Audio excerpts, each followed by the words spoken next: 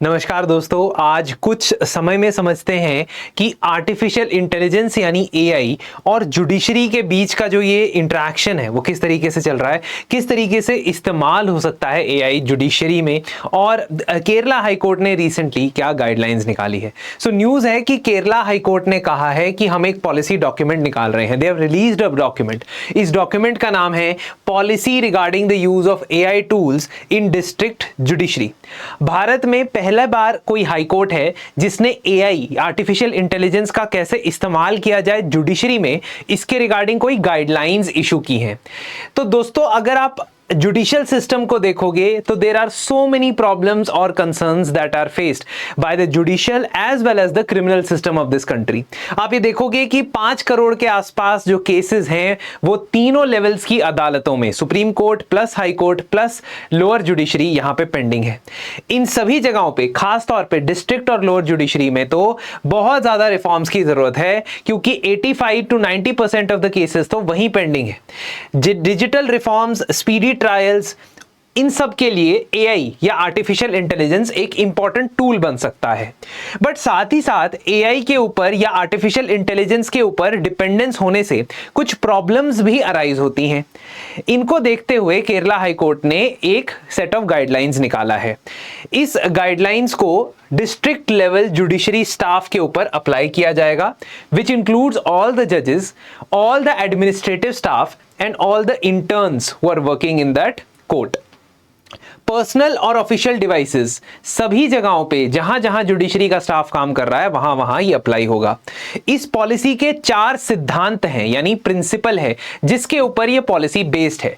इस प्रकार की चीजें जब आप मेंस के अंदर आंसर देते हो about AI, about technology in governance, please utilize these things. ये जो पिलर्स, 4 पिलर्स हैं।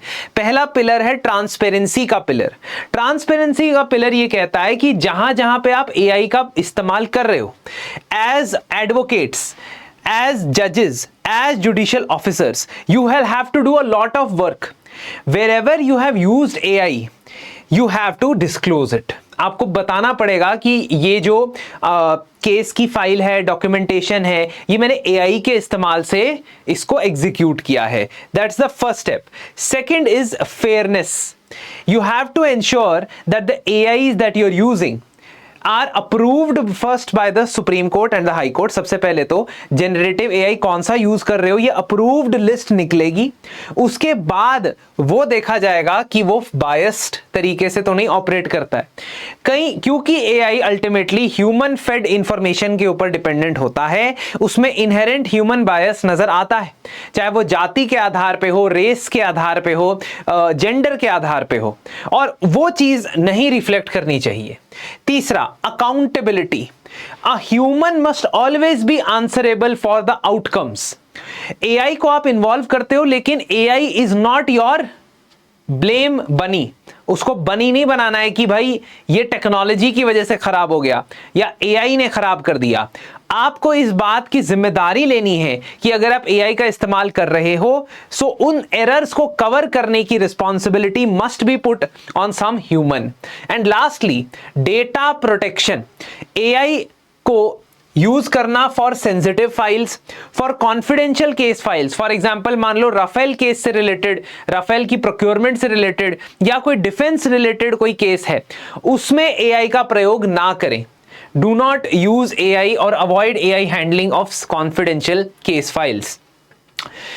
अब केरला हाई कोर्ट ने कहा है कि आप किन चीजों का प्रयोग नहीं कर सकते हो या किन चीजों में एआई का यूज नहीं कर सकते हो। आप जजमेंट्स, ऑर्डर्स ड्राफ्ट करने के लिए एआई का यूज नहीं कर सकते हो। सो जजेस can not simply type into the AI the prompt and get the judgment from there, और even to give the final draft of the judgment they can not use AI. ना ChatGPT, ना DeepSeek, कुछ नहीं use कर सकते हो। दूसरा, translation करना without the verification of the translator. हर एक कोर्ट में एक ट्रांसलेटर होता है, उसका काम होता है कि वो उस कोर्ट की ऑफिशियल लैंग्वेजेस के अंदर जजमेंट्स को ट्रांसलेट करे। बिना उस ट्रांसलेटर के अप्रूवल के, वेरिफिकेशन के, आप फाइनल ट्रांसलेशंस एआई के द्वारा नहीं बना सकते हो। कोई भी लीगल रिसर्च अगर एआई के द्वारा होती है, बहुत सारे इंटर्न्स होते हैं, जूनियर लॉयर्स होते हैं जो रिसर्च का काम करते हैं, प्रेसिडेंट्स निकालते हैं, पुराने केसेस में इस जज ने क्या बोला था, पुराने केसेस में क्या डॉक्यूमेंट्स थे जो यूज किए गए थे, this is legal research. Any legal research which is AI based has to be manually verified। इसका मतलब उसका ऑथेंटिक सोर्स आपको कोट करके बताना पड़ेगा अपनी रिसर्च के अंदर।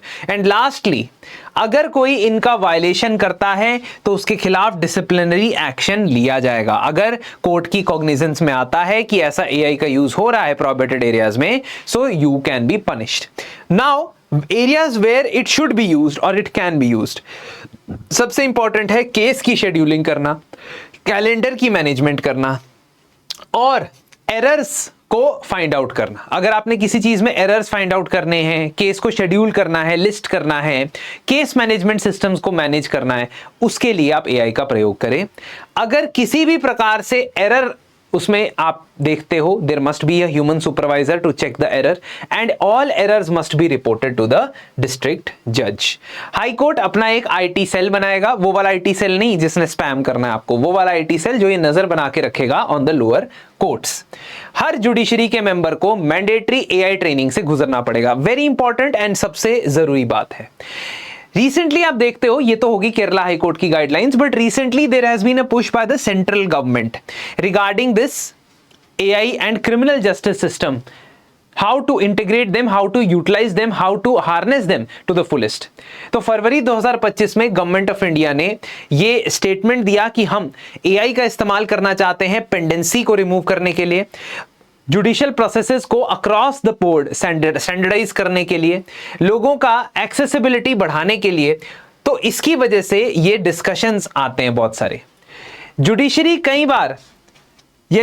के अंदर कई बार आर्ग्यूमेंट्स हुए about cases related to AI, खास तौर पे जब एआई मैनेज्ड मॉडरेटर्स होते हैं जो सोशल मीडिया प्लेटफॉर्म्स पे काम करते हैं, उनसे रिलेटेड डिस्कशन के दौरान बहुत सारी चीजें जुडिशरी के पर्सपेक्टिव से सामने आई। जैसे जुलाई 2025 में ही कर्नाटका हाईकोर्ट के अंदर आर्ग्यूमेंट करते हुए सॉलिसिटर जनरल तुषार मेहता जी ने एक स्टेटमेंट दी एआई हेल्यूसिनेशंस के बारे में।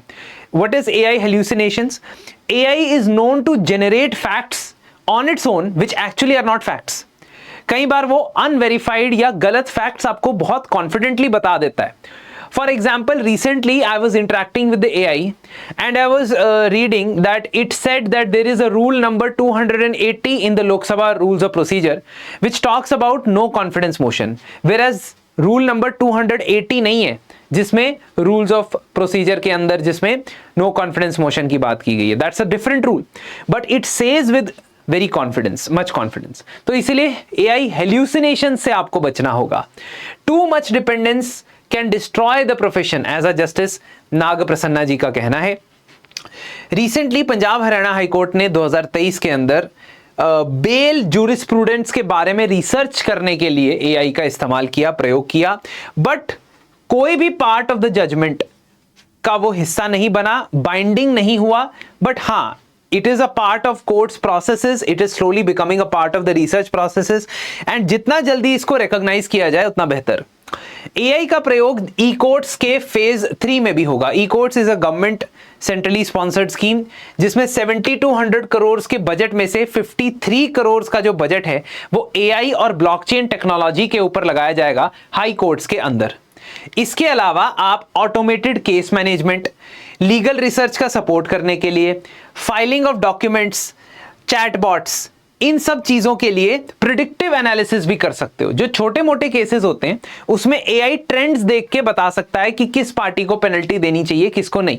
But we can not leave the final judgement to AI as of now. अभी हम उसको नहीं रोक सकते। हाँ, हम काम वर्कलोड को मैनेज करने के लिए, जुडिशरी की पेंडेंसी को कम करने के लिए कैसे इस्तेमाल किया जाए उसकी तरफ बढ़ सकते हैं। As we can see policing और लॉ एनफोर्समेंट में भी एआई का बहुत इंपॉर्टेंट एप्लीकेशंस है। आपसे मेंस में पूछा जा सकता है कि एआई की गवर्नेंस में क्या एप्लीकेशन है, तो उसमें पुलिसिंग और क्रिमिनल जस्टिस सिस्टम के अंदर, चाहे वो प्रिडिक्टिव पुलिसिंग हो, पैटर्न रिकॉग्निशन हो कि इन एरियाज के अंदर ट्रैफिक, इन एरियाज के अंदर हलचल ज्यादा मचती है, साल के इस समय के दौरान that will also include eventually the flooding of areas, the water logging, इन सब चीजों को AI के द्वारा प्रेडिक्टिव पुलिसिंग के द्वारा मैनेज किया जा सकता है। Of course surveillance through facial recognition जो AI बेस्ड हो सकता है, FIR की फाइलिंग और AI based text to speech tools का इस्तेमाल किया जा सकता है। डिजिटल फॉरेंसिक्स, जल्दी से जल्दी DNA का एनालिसिस, ये AI की मदद से हो सकता है। एंड अल्टीमेटली जो आपके सेंट्रल और स्टेट पुलिस के डेटाबेस हैं उनको इंटीग्रेट करने के लिए AI का प्रयोग हो सकता है।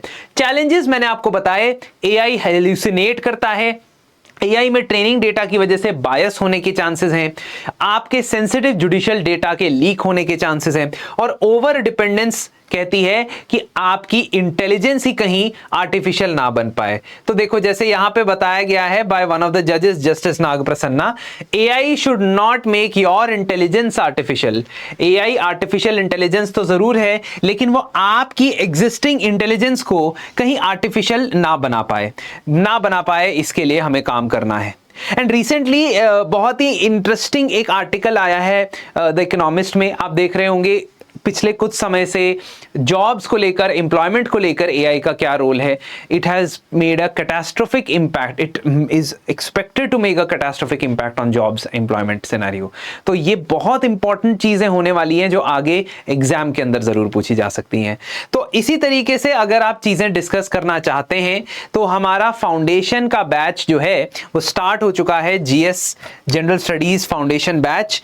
प्लीज आप इस नंबर पे हमें जरूर संपर्क करें, प्लीज हमें कॉल करें अगर इंटरेस्टेड हैं डिटेल में, इन डेप्थ में exam centric prelims plus mains plus interview तैयारी के लिए।